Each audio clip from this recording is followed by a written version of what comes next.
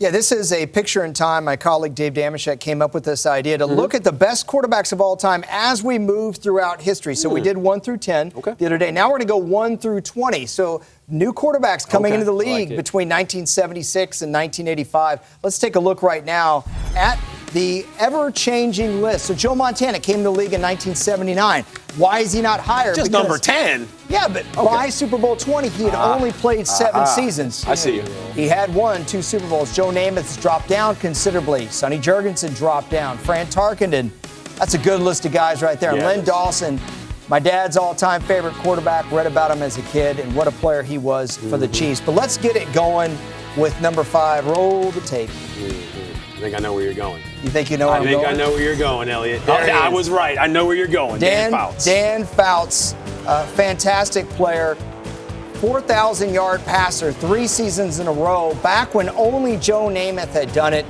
And what he was able to do under Air Coryell. Don Coryell changed the passing game completely. Yes. David, you know about the route numbering, the route trees. Dan Fouts perfected that system. That's why he was an easy choice for this list. And I don't buy into that whole you have to win a Super Bowl to be an all-time great quarterback. I think it's bunk. That's a team metric, not a player metric. Give me Dan Fouts at number 5. I like your utilization of the word bunk, too. I do like I do, too. My second favorite word to defunct. All right, number 4, Terry Bradshaw.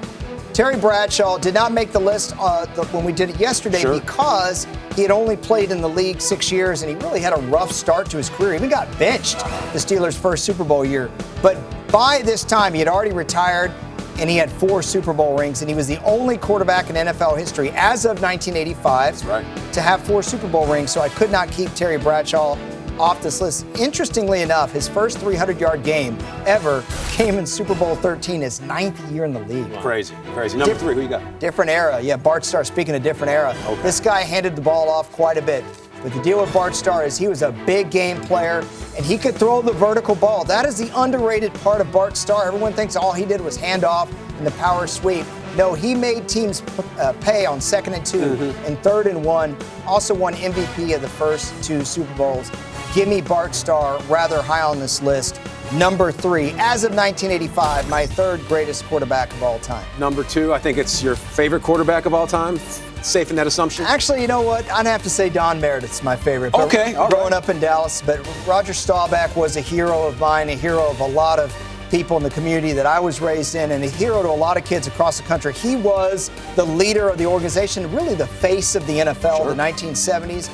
Won 2 Super Bowls, started in 4, retired as the NFL's all-time leading passer, and that's what you do, guys. You judge players against their peers. By 1985, and that's the era we're looking at here, he was the best quarterback of all time, except for one guy.